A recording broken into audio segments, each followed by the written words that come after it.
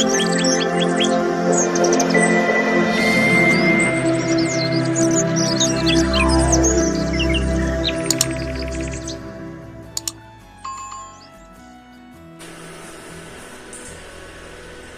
शिक्षक साथियों, KLC education में आपका एक बार पुनः स्वागत है। जैसा कि हम लोग देख रहे हैं, प्रधान शिक्षक की फॉर्म भरा जा चुका है और इसका एग्जाम बीपीएससी के द्वारा जल्द ही कंडक्ट कराने का उम्मीद है, क्योंकि हम जब देख रहे हैं हाई स्कूल और माध्यमिक के लिए का एग्जाम का डेट दिया जा चुका है। ठीक उसी प्रकार इसी डेट को मद्देनजर रखते हुए हम लोग देखेंगे जल्द ही हमारा एग्जाम का डेट प्राइमरी वाले के लिए भी जल्द ही आ जाएगा। चलिए ये सिलेबस हम लोग देखेंगे कि प्रधान शिक्षक में क्या क्या क्वेश्चन हमारा आएगा और क्या क्या टॉपिक हम कवर करें, जो कि हम अच्छे से बढ़िया नंबर से पास हो सके। क्योंकि हम लोग जानते हैं कि जैसा प्रधान शिक्षक का सिलेबस है, आपका ये पहली बार एग्जाम हो रहा है, जिससे कि आपको कहीं दूसरे जगह से सबसे सटीक मटेरियल उपलब्ध होना मुश्किल है। मैं आपके लिए सबसे सटीक मटेरियल लेके आ रहा हूं, जहां से कि आप सही चीजें का जान सकेंगे। आज मैं आपको चाइल्ड साइकोलॉजी एंड पेडागोजी का टॉपिक को देखूंगा। मैं 3 दिन सब्जेक्टिव क्लास देखूंगा, उसके बाद उसका ऑब्जेक्टिव देखूंगा, फिर सब्जेक्टिव, फिर ऑब्जेक्टिव। आप रेगुलर इस चैनल के साथ जुड़े रहे, आपको कंप्लीट मटेरियल मिल जाएगा, साथ ही साथ जानकारी भी कंप्लीट होगी। क्योंकि आप लोग जानते हैं कि हमारा प्रधान शिक्षक का क्वेश्चन वस्तुनिष्ठ के अलावा बहुविकल्पीय है। यानी कि बहुविकल्पीय कहने का मतलब कि 4 में से केवल और केवल एक सही नहीं होंगे, 4 में से एक से ज्यादा भी सही होंगे, उसके लिए आपको चुनाव करना है। इसका मतलब है जब तक आपके पास कॉन्सेप्ट क्लियर नहीं होगा तब तक आप नहीं जान पाएंगे। चलिए हम चलते हैं कुछ टॉपिक की ओर।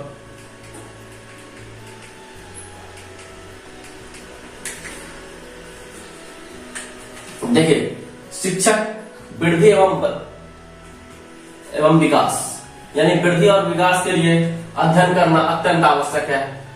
इसका सबसे बड़ा कारण है शिक्षक जो होता है वो समाज के सामाजिक, आर्थिक, सांस्कृतिक पृष्ठभूमि वाले बच्चे को शिक्षा देते हैं। यानी कि वो एक तरह से के बच्चे को शिक्षा नहीं देते हैं, जो कि अलग अलग आयु वर्ग के होते हैं। यानी कि एक तो सबसे पहले सामाजिक, आर्थिक और सांस्कृतिक दृष्टिकोण से अलग होते हैं, साथ ही साथ अलग अलग आयु वर्ग के होते हैं। उसमें जो समस्याएं होती है सभी आयु वर्ग के लिए अलग अलग नई समस्या होती है। सबको ध्यान में रखकर शिक्षक एक दूसरे को शिक्षा देने का काम करते हैं। शिक्षा वह चाहे औपचारिक हो, अनौपचारिक हो, वृद्धि और विकास के मार्ग में भली भांति बच्चों का पथ प्रदर्शित करती है। यानी कि हमारा वृद्धि और विकास दो नए शब्द आए हैं। हम लोग एक साधारण तौर पे वृद्धि और विकास को हम लोग एक ही तरीका जानते हैं, लेकिन यह हमारा चाइल्ड साइकोलॉजी एंड पेडागोजी कहता है वृद्धि और विकास शिक्षा के 2 पहलू हैं, जो कि हम लोग देखेंगे आखिर वृद्धि और विकास क्या है और किनके शब्दों में कौन सा बात आई है।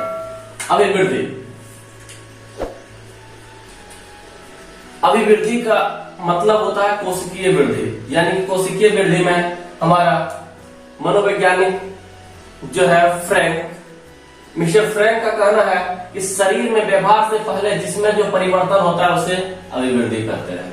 यानी कि शरीर व व्यवहार, यानी कि शरीर और हमारा व्यवहार में जो परिवर्तन होता है उसे अभिवृद्धि कहते हैं। ये मनोवैज्ञानिक फ्रैंक के द्वारा कहा गया है। सेशन से अनुसार कहा गया है कि सामान्य रूप से अभिवृद्धि शब्द का प्रयोग शरीर व उसके अंगों के भार और आकार में वृद्धि किया जाता है। सेरेंस के अनुसार ये वर्ड कहा गया है। और इसका हम जब एक निचोड़ पर देखते हैं तो हमारा विकास का मतलब होता है, विकास का अर्थ बालक के कद और भार में विकास से नहीं है। यानी कि उसका जो उम्र के सापेक्ष जो उसकी लंबाई बढ़ती है और वजन बढ़ता है, उससे विकास का कोई संबंध नहीं है। जबकि विकास कहता है एक निश्चित क्रम में होता है, जो बालक के सने सने परिपक्वता की ओर लेके जाता है, वो धीरे धीरे एक परिपक्वता की ओर लेके जाता है। इससे प्रगति निहित होती है। अब देख रहे हैं इसमें इससे प्रगति निहित होती है। निश्चित परिवर्तनशील प्रगति को ही विकास माना जाता है, यानी कि हमारा जो सने सने विकास होता है, परिपक्वता आती है, उसे ही विकास कहते हैं। श्रीमती हर्लॉक के अनुसार यह कहा गया है कि विकास की सीमा अभिव्यक्ति तक सीमित नहीं है। विकास की सीमा अभिव्यक्ति तक सीमित नहीं है, अपितु प्रौढ़ अवस्था के लक्ष्य की ओर परिवर्तनों के प्रगतिशील क्रम निहित करता है। विकास के परिणाम स्वरूप व्यक्ति में अनेक नवीन विशेषताएं और योग्यता प्रकट होती है। यानी कि विकास केवल बच्चे के लिए नहीं है, बाकी हर किसी के लिए है, और इससे हमारा एक नए और नवीन विशेषता अपने आप धीरे धीरे हमें समाती जाती है। मुनरो के अनुसार कहा गया है परिवर्तन श्रृंखला की वह आवश्यकता है, परिवर्तन श्रृंखला की वह अवस्था है जिसमें बालक भ्रूण अवस्था से प्रौढ़ावस्था तक गुजरता है, उसे विकास कहते हैं। यानी कि बच्चा माँ के गर्भ से लेके मृत्यु की सैया तक कुछ न कुछ एक नई बातें सीखता है, उसे हम विकास कहते हैं। ये हमारे प्रोफेसर मुनरो के द्वारा कहा गया है। अतः फाइनल हम लोग कह सकते हैं कि विकास अवयवों की कार्यक्षमता की ओर संकेत करता है, यानी कि हमारा कार्यक्षमता क्या है, कितनी है, ये संकेत करता है। विकास व्यक्ति में क्रियाओं निरंतर होने वाले परिवर्तन को दिखाता है। हमारा जो लगातार परिवर्तन हो रहा है उसे वो दिखाता है। अतः विकास की शरीर के गुणात्मक परिवर्तन, यानी कि गुणात्मक परिवर्तन का नाम है, जिसके कारण व्यक्ति की कार्यक्षमता, कार्यकुशलता और व्यवहार में प्रगति या अवनति होती है। यानी कि उसके कार्यक्षमता में भी वृद्धि होगा और कार्यकुशलता में भी वृद्धि होगा। हम आगे देखते हैं और कुछ माध्यम से स्पष्ट करने का प्रयास करते हैं। ये हम लोग विकास और वृद्धि के दोनों को बेसिक डिफरेंस को हमने लिखा है, वो आपको दिखाता हूं। वृद्धि क्या है? वृद्धि शब्द परिमाणात्मक परिवर्तनों के लिए प्रयुक्त होता है। उदाहरण के लिए बालक बड़े होने के साथ साथ आकार, लंबाई, ऊंचाई और भार में होने वाले परिवर्तन वृद्धि कहलाता है। यानी कि हमारा शारीरिक रूप में जो भी वृद्धि होगा उसे हम लोग वृद्धि कहेंगे, जबकि विकास हमारे शारीरिक गुणात्मक क्षमता में जो परिवर्तन होगा उसे विकास कहेंगे। एक बात स्पष्ट क्लियर होना चाहिए, यदि हमारा शारीरिक रूप से जो विकास होता है उसे हम लोग वृद्धि कहेंगे, और जो हमारे गुणात्मक क्षमता का विकास होगा उसे हम लोग विकास कहेंगे। विकास शब्द गुणात्मक परिवर्तन के लिए प्रयुक्त होता है, जिसके फलस्वरूप बालक की कार्य क्षमता, कार्यकुशलता और व्यवहार में प्रगति आती है। वृद्धि शब्द सीमित है, यानी कि वृद्धि हम 5 फीट का हुए या 6 फीट का हुए, ये हमारी वृद्धि यहीं रुक जाएगी। ये इसका सीमाएं एकदम सीमित है और ये प्रक्रिया चरणबद्ध होता है, यानी कि हमारा एजबद्ध होता है। जबकि विकास एक बृहद पैमाने पर है, यानी शब्द विस्तृत अर्थ रखता है। वृद्धि इसका एकमात्र भाग है। यह व्यक्ति में होने वाले परिवर्तन को प्रकट करता है, यानी कि उसके गुणात्मक क्षमता से लेकर शारीरिक क्षमता तक परिवर्तन को दिखाता है। तीसरा पॉइंट देखते हैं, वृद्धि की प्रक्रिया जीवन पर्यंत नहीं चलती। एक समय के बाद हमारा वृद्धि जो है रुक जाता है, जबकि विकास हमारा जीवन पर्यंत चलने वाली प्रक्रिया है। यह वृद्धि के फलस्वरूप परिवर्तन सामान्यतः स्पष्ट दिखाई देते हैं, इसे भली भांति नापा जा सकता है। यानी कि वृद्धि में जो होगा वो हम लोग को दिखाई पड़ेगा, जबकि हमारा विकास हमारे गुणात्मक क्षमता को दिखाता है। ये इसके नापने का कोई पैमाना नहीं होता, इसे हम पूरी लाइफ सीखते हैं, इसे हम लोग नाप नहीं सकते हैं, इसका प्रत्यक्ष पैमाना कठिन है। यहां से हम लोग देखेंगे कि इस प्रकार से इतने अंतर के बाद हम लोग कह सकते हैं वृद्धि और विकास में काफी अंतर पाए जाते हैं।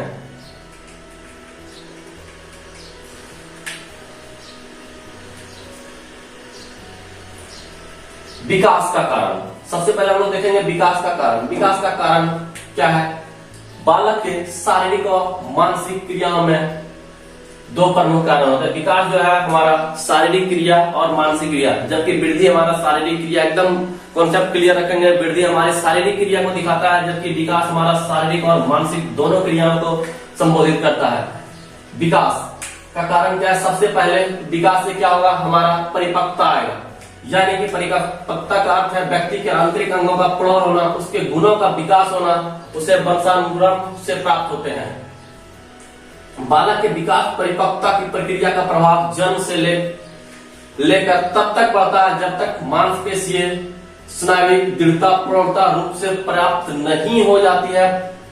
परिपक्वता आंतरिक विकास की प्रक्रिया है, इसी कारण बालक के शारीरिक अवयवों में नई क्रिया को सीखने की क्षमता उत्पन्न होती है। जबकि विकास का कारण एक परिपक्वता है, दूसरा अधिगम है। परिपक्वता हमारा शारीरिक बढ़ता है, जबकि अधिगम ये वातावरण सामंजस्य स्थापित करते समय व्यक्ति के शारीरिक मानसिक क्रियाओं में जो परिवर्तन होता है उसे अधिगम कहते हैं। एक नया भी वर्ड आया है अधिगम। अधिगम किसे कहेंगे? ये हमारा ये भी देखेंगे। वातावरण के साथ सामंजस्य स्थापित करते समय व्यक्ति के शारीरिक एवं मानसिक क्रियाओं में जो परिवर्तन होता है उसे हम अधिगम कहेंगे। अधिगम, परिपक्वता और अधिगम दोनों एक दूसरे के घनिष्ठ संबंध है, दोनों प्रभाव एक दूसरे पर पड़ता है, इसके अंतर्गत दोनों महत्वपूर्ण रखते हैं। परिपक्वता वंशानुक्रम यानी कि परिपक्वता जो हमारा वंशज जीन के सहारे होगा, जबकि अधिगम हमारा वातावरण से संबंधित होता है। ये हमारा था। और हम लोग देखते हैं आगे विकास के सिद्धांत। विकास के सिद्धांत क्या क्या है वो भी देखेंगे। गेरिसन तथा अन्य के अनुसार गेरिसन हमारा एक मनोवैज्ञानिक रूप से दिए थे परिभाषा। जब बालक की विकास की अवस्था दूसरी अवस्था में प्रवेश करता है, यानी बालक जब विकास की अवस्था उसकी एक अवस्था से जब दूसरी अवस्था में प्रवेश करता है तो उसमें कुछ न कुछ परिवर्तन होते हैं।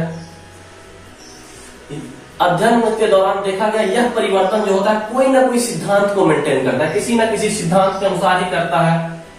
इसे ही विकास का सिद्धांत कहते हैं। यानी कि कह सकते हैं बालक के विकास के एक अवस्था यानी एक अवस्था से दूसरी अवस्था में जो परिवर्तन होता है वो एक कोई ना कोई सिद्धांत के अनुसार परिवर्तन होता है। इसे ही विकास का सिद्धांत कहते हैं, एकदम सिंपल वर्ड में।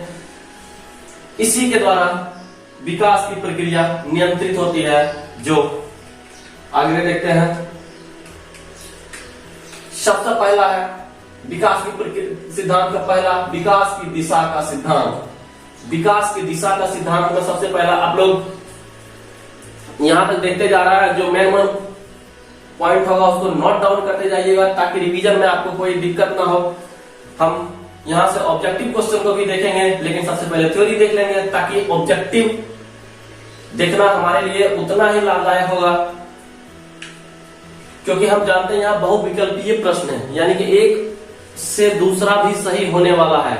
इसका मतलब है हमें कंप्लीट नॉलेज चाहिए। ऑब्जेक्टिव हमें कंप्लीट नॉलेज नहीं देता है, वो हमारा टेस्ट की प्रक्रिया है, हमको अपने आप को आकलन करने का एक जरिया है, जबकि थ्योरी हमारा कंप्लीट नॉलेज देता है। चलिए, विकास की दिशा का सिद्धांत।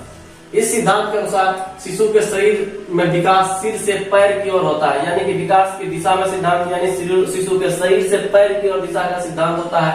इसे विकास की दिशा का सिद्धांत कहते हैं। मनोवैज्ञानिक ने इसे मस्तिष्कोन्मुखी कहा गया। इस सिद्धांत को मस्तिष्कोन्मुखी कहा गया है। आप लोग याद कर लीजिएगा, इस विकास के सिद्धांत दिशा के सिद्धांत को मस्तिष्कोन्मुखी कहा गया है। इसमें जो है पहले शरीर का शिशु के सिर का विकास होता है, फिर धड़ का होता है, उसके पश्चात हाथ पैर का विकास होता है। नंबर 2, निरंतरता और विकास का सिद्धांत। निरंतरता और विकास का सिद्धांत स्किनर के अनुसार विकास प्रक्रियाओं में निरंतरता का सिद्धांत केवल इस तथ्य पर बल देता है कि व्यक्ति में कोई परिवर्तन नहीं होता। विकास एक समान गति से नहीं होता, बल्कि अविराम गति से निरंतर चलते रहता है। स्किनर के अनुसार से कहा जाता है विकास का सिद्धांत निरंतर विकास का सिद्धांत कहते हैं। स्किनर के अनुसार से एक तरह से नहीं होता है, अविराम गति से चलता है, यानी कि कभी स्पीड कभी स्लो, यानी कि ये जो हमारा गति होगा कभी तेज होगा, कभी धीमी रहेगा। तीसरा है विकास के क्रम का सिद्धांत। इस अनुसार से विकास एक निश्चित व्यवस्थित क्रम में होता है, यानी कि हमारा विकास एक निश्चित व्यवस्थित क्रम में होगा। जैसे गति संबंधी, भाषा संबंधी विकास एक क्रम में होगा। जैसे देखते हैं हम लोग बच्चा लगभग 1-2 माह, तीसरा माह में कुछ ना कुछ उसका गला से आवाज निकलने लगता है। 1-2 माह तक कुछ नहीं बोलता, धीरे धीरे आवाज गला से आवाज निकलने लगता है और धीरे धीरे भाषा उसकी साफ होने लगती है। ये हमारा विकास क्रम का सिद्धांत कहलाते हैं। और वैसे ही देख रहे हैं आप लोग 6 महीने में लगभग बच्चा क्या हंसने लगता है और 7वें महीने में वह पा, बा, माँ इस तरह से कुछ ना कुछ वर्ड बोलने का प्रयास करता है और जहां तक बोलने में सफल भी होता है। लेकिन जब हम लोग देखते हैं कि पहला 2 महीने तक वो कुछ भी नहीं बोल पाता है, 3 महीने से उसके गले से एक थोड़ी सी अजीब तरह की आवाज आती है और 6ठे महीने में धीरे धीरे वो साफ हो देता था। 7वें महीने 8वें महीने में वो मम मम सब बोलने लगता है। ये हमारा विकास का क्रम का सिद्धांत है। 4 नंबर में विकास की गति में व्यक्तिगत भिन्नता का सिद्धांत। व्यक्तिगत भिन्नता का सिद्धांत, विकास की गति में व्यक्तिगत भिन्नता का सिद्धांत कह सकते हैं कि 2 बच्चे के बीच समान रूप से विकास नहीं होता, वो एक अलग अलग होता है। हम लोग स्कूल में ही देखते हैं कि 2 एक ही आयु वर्ग के, एक ही क्लास के बच्चे कुछ जल्दी सीख जाते हैं, कुछ लेट सीखते हैं। यानी कि वो गति में व्यक्तिगत भिन्नता है, यानी कि प्रत्येक बच्चे की सीखने की अलग अलग श्रेणी है, वो व्यक्तिगत भिन्नता का सिद्धांत कहलाता है। 5वां है परस्पर संबंध का सिद्धांत, यानी कि परस्पर संबंध का सिद्धांत कहता है बालक के शारीरिक, मानसिक, संवेदनात्मक पक्ष में विकास परस्पर संबंध होता है। शारीरिक विकास के साथ साथ उसकी रुचि, व्यवहार को ध्यान रखकर परिवर्तन होता है और वह बौद्धिक विकास को भी प्रभावित करता है। यानी जो बच्चे जिसमें ज्यादा रुचि ले रहे हैं वो उस चीजें को ज्यादा सीखेंगे, जिसमें कम रुचि ले रहा है उसमें कम सीखेंगे। ये उसका परस्पर संबंध का सिद्धांत है। चलिए आगे देखते हैं हम लोग।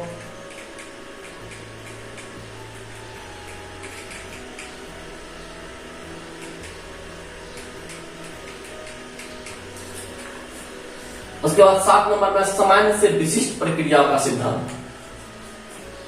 पहले बच्चे सामान्य सीखता है, उसके बाद वो विशिष्ट सीखता है। यानी पहले छोटी छोटी बातें को जानता है, उसके बाद उसके अंदर के जानने का प्रयास करता है। ये सामान्य से विशिष्टता की ओर है। यानी हम लोग सबसे पहले हम लोग सीखते हैं, ये हमारा कुर्सी है। एक एग्जांपल लेते हैं, ये हमारा कुर्सी है और धीरे धीरे उसके बाद वो जानने का प्रयास करता है ये कुर्सी किस धातु, किस मटेरियल का बना हुआ है, इसका डिजाइन क्या है। ये चीजें बाद में यानी सामान्य से विशिष्टता की ओर सीखते हैं। उसके बाद 8वां है वंशानुक्रम और वातावरण के मध्य अंतःक्रिया का सिद्धांत। ये हमारा वंशानुक्रम और वातावरण, ये दोनों हम लोग को बच्चे के परिवेश को सिखाने का बहुत अच्छा काम करते हैं। विकास का आधार, हम लोग विकास का आधार देखते हैं तो विकास का आधार हमारा मुख्यतः 2 प्रकार का होता है। सबसे पहले वंशानुक्रम होता है और दूसरा वातावरण होता है। यानी कि हमारा वंश से जो हमको शिक्षा मिलती है, दूसरा वातावरण से भी शिक्षा मिलती है। यानी हमारा विकास का सिद्धांत केवल 2 है, 2 सिद्धांत पे काम करेगा, एक वंश के अनुसार और एक वातावरण के अनुसार। वंश के अनुसार डगलस व हार्लैंड के अनुसार कहते हैं एक व्यक्ति के वंशानुक्रम में वे सभी शारीरिक बनावट, शारीरिक विशेषताएं, क्रियाएं, क्षमता सम्मिलित होती है जो माता पिता यानी पूर्वजों के प्रजाति से प्राप्त करता है। यानी हम लोग जैसा ही देखते हैं कि कोई भी बच्चा माता पिता के, हम लोग मैक्सिमम बच्चे को देखते हैं, हम लोग से ज्यादा बच्चे कोई देखे नहीं होंगे क्योंकि हम लोग शिक्षक बंधु है, हम लोग डेली बच्चे से ही खेलते हैं। तो देखते हैं कि हमारा बच्चा जो है उसके माता पिता के थोड़े से फेस को मिलता है, उसकी शारीरिक बनावट भी उस तरह मिलती है। इसे कह सकते हैं कि यह वंशानुक्रम है। और उसकी क्षमताएं भी, यहां तक हम लोग देखेंगे तो उसकी क्षमताएं भी माँ बाप के अनुरूप काम करती है, यानी कि माँ बाप के क्षमताएं के अनुसार मिलती है। ये हमारा कहता है वंशानुक्रम, यानी कि वंशानुक्रम है विकास। उसके बाद दूसरा है हमारा वातावरण। वातावरण का विकास कर सकते हैं हमारा जो इन्वायरमेंट सिखाता है, हम जिस परिवेश में रहते हैं वो चीजें हम ज्यादा सीखते हैं, बाहरी परिवेश के बारे में कम जानते हैं। हम जिस परिवेश में रह रहे हैं वो वहां से हम लोग ज्यादा सीखते हैं। ये हमारा वातावरण का सिद्धांत है।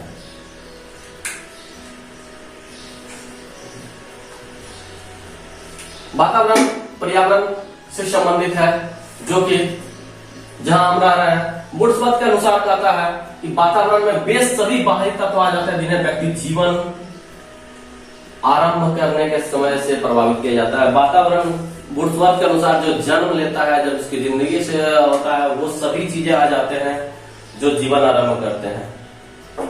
एनएसटीसी के अनुसार वातावरण हर वस्तु है जो व्यक्ति के जीन्स के अतिरिक्त प्रत्येक वस्तु को प्रभावित करता है। एनएसटी के अनुसार कहता है कि वो जीन वातावरण जो है, जीन जैसे ही वर्ड आएगा वो वंशांतरण का आधार हो जाएगा। उसके अलावा जो भी चीजें आएगी वो वातावरण के अनुसार काम करेगा। ये हम लोग एक्चुअली ये हम लोग जो देख रहे हैं किसी भी मनोवैज्ञानिक या प्रोफेसर का लिखा हुआ, उसे हम लोग बढ़िया से देखेंगे, क्योंकि वो हमारा क्वेश्चन में रह सकता है।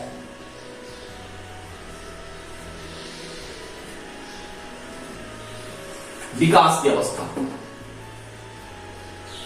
विकास की अवस्था, हम लोग विकास की अवस्थाएं तो देखेंगे। बच्चे विकास की 3 अवस्था होती है, शैशवकाल, बाल्यकाल और किशोरावस्था। शेले के अनुसार, मिस्टर शेले, प्रोफेसर शेले के अनुसार विकास की अवस्था को 3 भाग में बांटा गया है। शैशवकाल 1 से 5 साल, बाल्यकाल 5 से 12 साल और किशोरावस्था 12 से 18 साल। इसके बाद बच्चा परिपक्व हो जाता है। इसके बाद बच्चा के सीखने का आयाम, वो अपना खुद डिसीजन लेता है और हम लोग को ये किशोरावस्था तक हम लोग को जानकारी रखनी है। उसके बाद वो यौवनावस्था में प्रवेश कर जाता है, जहां से कि हम लोग को सीखना नहीं है। विकास की अवस्था है। सबसे पहले दूसरा है कॉलसेनिक, जो है वो विकास की अवस्था को वो इस प्रकार से 8 भागों में तोड़ा गया है। सबसे पहले उन्होंने कॉलसेनिक के अनुसार, याद रखना है, हम लोग देख लेते हैं, एक बार मैं और रिकॉल करा देता हूं। कॉलसेनिक के अनुसार, शेले के अनुसार विकास की 3 अवस्था, पहला शैशवकाल, बाल्यकाल और किशोरावस्था। और जबकि कॉलसेनिक के अनुसार विकास की 8 अवस्था है। सबसे पहले गर्भधारण से जन्म तक, यानी कि पीरियड होगा जन्म से पहले। दूसरा शैशव, यानी कि 3 से 4 सप्ताह, यानी छोड़ा जन्म से लगभग 1 महीने तक। उसके बाद आरंभिक शैशव 1 महीना से 15 महीना तक, 1 महीना से 15 महीना तक। उत्तर शैशव 15 महीना से 30 महीना तक। पूर्व बाल्यकाल को रखे हैं इन्होंने 2.5 साल से 5 साल तक। मध्य बाल्यकाल 5 साल से 9 साल तक। उत्तर बाल्यकाल 9 से 12 साल तक। किशोरावस्था 12 से 21, उन्होंने 18 तक बंद कर दिए थे। शेले साहब 18 तक लास्ट रखे थे, जबकि कॉलसेनिक जो है इसी को 21 साल तक ले गए। अध्ययन की दृष्टि से हम लोग देखते हैं, अध्ययन की दृष्टि से भी हम डिफाइन करते हैं, इसको बांट सकते हैं। सबसे पहले शैशवकाल 5 वर्ष तक, बाल्यकाल 6 से 12 साल तक, किशोरावस्था 12 से 19 साल तक। जबकि मनोवैज्ञानिक रूप से 4 अवस्था इसका दिखाया गया है। हम लोग समझता मनोवैज्ञानिक जो हम लोग देखते हैं 4 अवस्था है। सबसे पहला है शैशवावस्था, जन्म से 6 साल तक लगभग। बाल्यावस्था 6 से 12 साल तक। किशोरावस्था 12 से 18 वर्ष तक। प्रौढ़ावस्था 18 से बाद, यानी हम लोग को काम करना है 18 साल तक। अध्ययन की दृष्टि, मनोवैज्ञानिक दृष्टि से देखते हैं। इसको हम लोग नोट डाउन कर लेंगे, इसको कितना काल रखा गया है।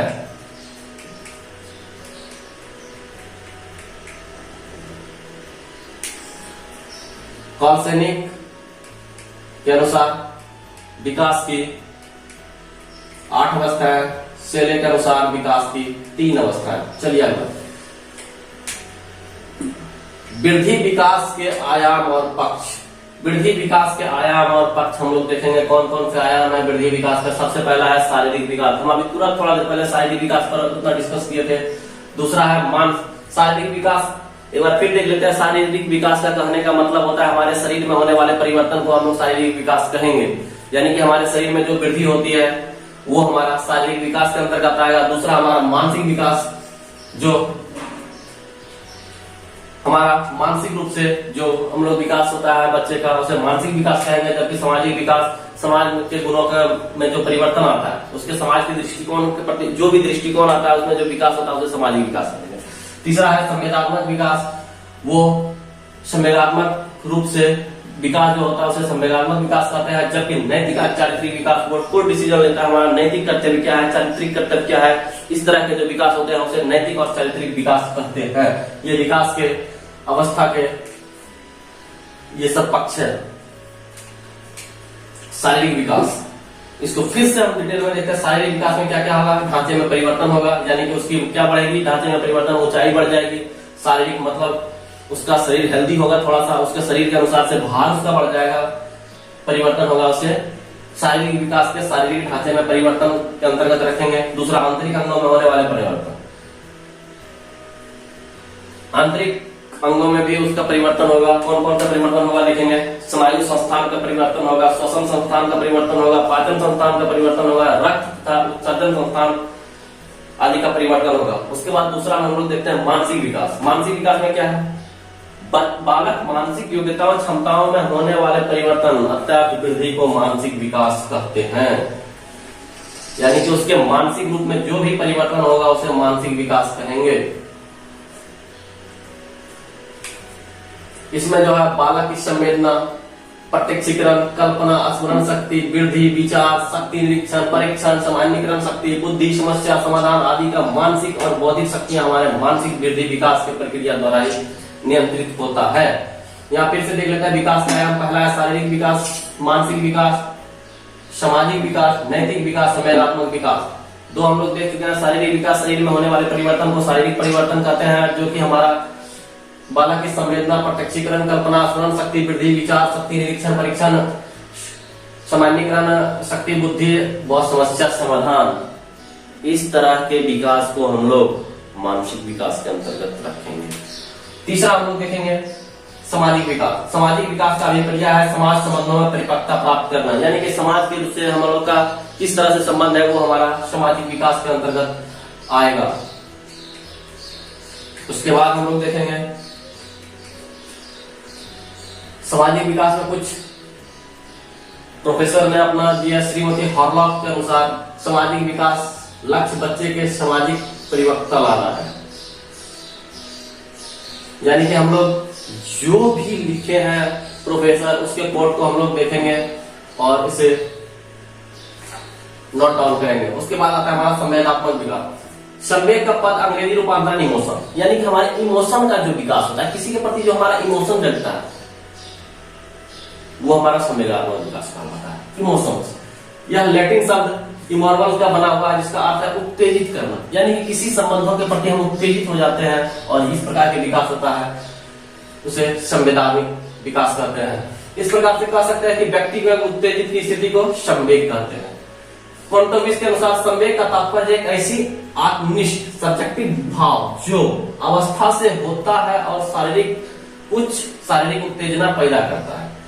यानी हमारा अवस्था भाव से होता है और शरीर में उत्तेजना पैदा करता है और फिर उसे खास व्यवहार होता है। संवेग एक जटिल अवस्था, ये एक जटिल अवस्था है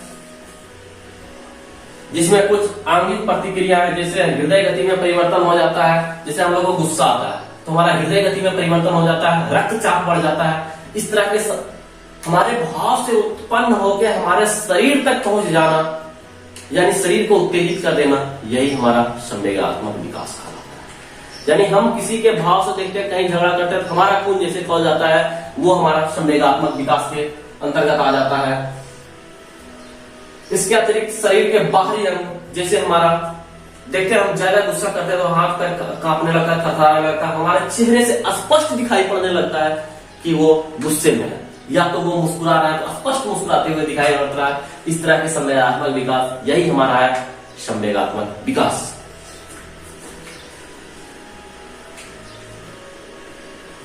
हम लोग देखते हैं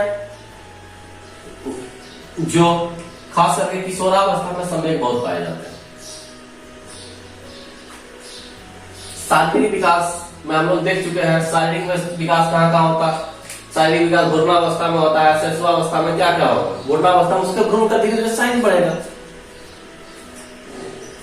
उसके बाद शिशुअवस्था में क्या, वजन बढ़ेगा, लंबाई होगा, हड्डी होगा। देख लेते हैं, वजन के समय 6 से 8 पाउंड का बच्चा होता है और 5वें वर्ष के अंतर्गत लगभग 38 से 40 पाउंड हो जाता है, जबकि लंबाई लगभग 90 इंच जन्म के समय 90 इंच होता है। 3-4 वर्ष में उसकी लंबाई कुछ और हो जाती है। हड्डी मुलायम और लचीला होता है, बच्चे का मुलायम लचीला होता है 270 और अपेक्षाकृत विकास भी बढ़ता है। उसके बाद शरीर मस्तिष्क का भी विकास बढ़ता है और बहुत सारे परिवर्तन और आते हैं। उसके बाद हमारा बाल्यावस्था है। बाल्यावस्था में वही वजन बढ़ेगा, फिर से वजन बढ़ेगा, लंबाई बढ़ेगा और हड्डी और दांत में परिवर्तन होगा।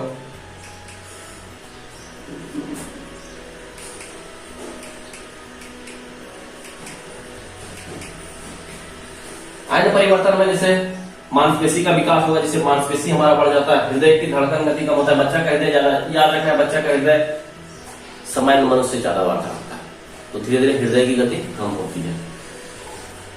1 मिनट में लगभग 85 बार। 11वें या 12वें वर्ष के बाद उसके जननांग का भी विकास हो जाता है। किशोरावस्था में भी उसी तरह से लगातार बढ़ता है।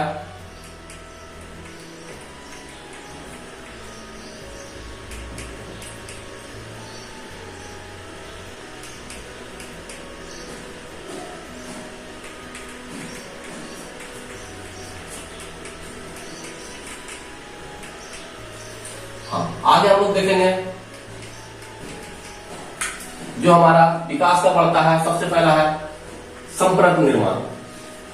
संपर्क में एक प्रकार की सामान्यीकरण विचार है जो व्यक्ति के द्वारा विभिन्न प्रत्यक्ष अनुभवों के माध्यम से आगमन तक प्रणाली प्रयोग करते हुए विभिन्न प्रक्रियाओं के लिए जाते हैं। दूसरा है स्मरण शक्ति का विकास, यानी कि धीरे धीरे बच्चा जब बढ़ते जाता है तो उसके याददाश्त बढ़ते जाते हैं। जैसे छोटा बच्चा कोई कहीं सामान रखता है वो भूल जाता है, जबकि उससे जैसे ही बड़ा होता है किशोरावस्था में आता है उसकी याददाश्त बढ़ती जाती है, यानी स्मरण शक्ति का भी विकास होता है। उसके बाद समस्या समाधान योग्यता का विकास। इसके बाद उसके पास प्रॉब्लम सॉल्विंग टेक्निक मिल जाता है, यानी कोई छोटे बच्चे यदि उसके साथ प्रॉब्लम आता है उसको सॉल्व करने के लिए उसके पास टेक्निक, दिमाग काम करने लगता है, उसे समस्या समाधान योग्यता का भी विकास होता है। जैसे छोटा बच्चा कोई प्रॉब्लम सॉल्विंग टेक्निक उसके पास नहीं होता है, वो नहीं जानता है कि कैसे किसी को सॉर्ट आउट करें।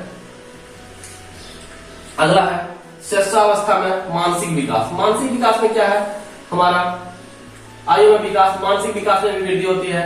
सेरेसेंस के अनुसार कहते हैं जैसे जैसे प्रतिदिन प्रतिमास बच्चा बढ़ता है वैसे वैसे उसकी मानसिक विकास बढ़ती है। तो कॉमन बात है, हम लोग सेरेसेंस या तो हम लोग भी सोचते हैं जैसे जैसे बच्चा बढ़ेगा वैसे वैसे उसका मानसिक विकास में परिवर्तन आएगा। सबसे पहला है संवेदना और प्रत्यक्षीकरण योग्यता, यानी कि संवेदना और प्रत्यक्षीकरण में अत्यधिक पिछड़ापन होगा। ज्ञानेंद्रिय का विकास न होना, यह हमारा संवेदना और प्रत्यक्षीकरण का अभाव है।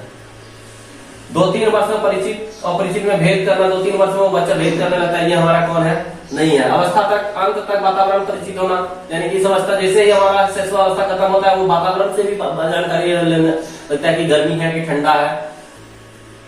और वस्तुओं में निहित अर्थ को ग्रहण करने की क्षमता, यानी कि किसी वस्तु में निहित अर्थ जो होता है ग्रहण करने की क्षमता होता है। दूसरा है संपर्क का निर्माण। बच्चा स्थूल अथवा प्रत्यक्ष अनुभवों के द्वारा संपर्क निर्माण प्रारंभ हो जाता है। वो चित्र या फोटोग्राफी देखकर स्पष्ट धारणा उसके दिमाग में बैठ जाती है और पुराने संपर्क को नवीन रूप देता है, जो चीज उसके अपडेट धीरे धीरे दिमाग को अपडेट करती रहती है। दूसरा है उसके बाद स्मरण शक्ति का विकास। स्मरण शक्ति यानी कि रटने और स्मरण शक्ति में तीव्र वृद्धि होती है। बच्चा जो है तुम्हारा पढ़ने, रटने और स्मरण याद करने में गति आ जाती है, जबकि छोटी छोटी पंक्तियों को दोहराता और कहानी सीखता जाता है, यानी कि छोटी छोटी पंक्तियों को दोहराता और कहानी में छोटी छोटी चीज को सिखाएंगे तो वो बच्चा सीखता हो जाएगा और देखी हुई फिल्म या कहानी 3-4 बार तक सुनाने में सफल हो जाएगा। इस कंडीशन में बच्चा जो है स्मरण शक्ति में, जो बच्चा किसी चीज को दिखाता है तो उसको लगभग 3/4 तक वो अपने भाषा में बताने के लिए वो सक्षम हो जाता है। उसके बाद समस्या समाधान, मूर्त चिंतन करने योग्य, बच्चा सोचने लायक हो जाता है कि क्या करें, और दिन तारीख बाद सिक्कों का ज्ञान, ऐसी समस्या उसके समाधान धीरे धीरे करने लगता है। दैनिक प्रयोग में ये समाधान प्रारंभ कर देता है। इसी प्रकार किशोरावस्था में भी मानसिक परिवर्तन में विकास आता है।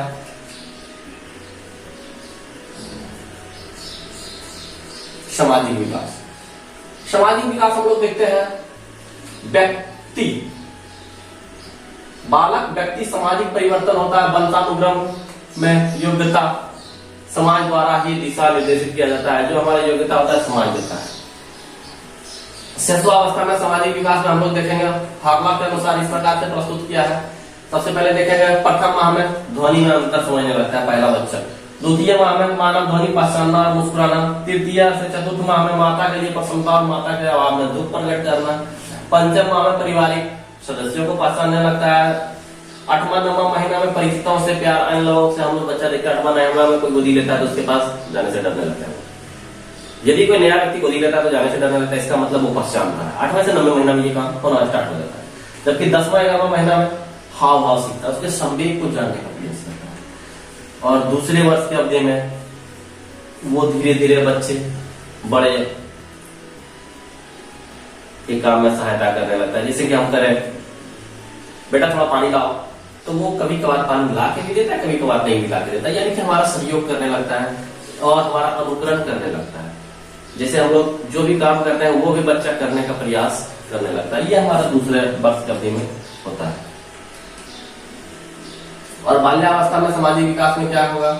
सबसे पहले सामाजिक भावना आएगा, उसमें सामाजिक भावना आ जाएगा, फिर आत्मनिर्भरता आ जाएगा, गिरोह प्रवृत्ति, यानी कि बाल्यावस्था में बच्चा जो है गिरोह प्रवृत्ति यानी कि ग्रुप के साथ वो रहना पसंद करना स्टार्ट करेगा, यानी कि अपने ग्रुप के साथ। और नागरिक गुणों का भी विकास हो जाएगा। ये हमारा बाल्यावस्था में इतना परिवर्तन आएगा।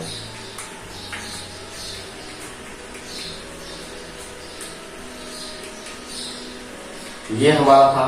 फिर हम अगला में देखेंगे कि इसके आगे क्या क्या परिवर्तन होते हैं। आज हमने विकास के परिवर्तन को देखा और इसके आगे कल फिर हम आपके पास लेके उपस्थित होंगे। मैंने बताया 3 दिन तक हमारा चलेगा। उसके बाद हम फिर ऑब्जेक्टिव को लेके आएंगे, जहां से कि हर डॉट का आपका क्लियर होगा और सीखेंगे। चलिए, तब तक के लिए धन्यवाद।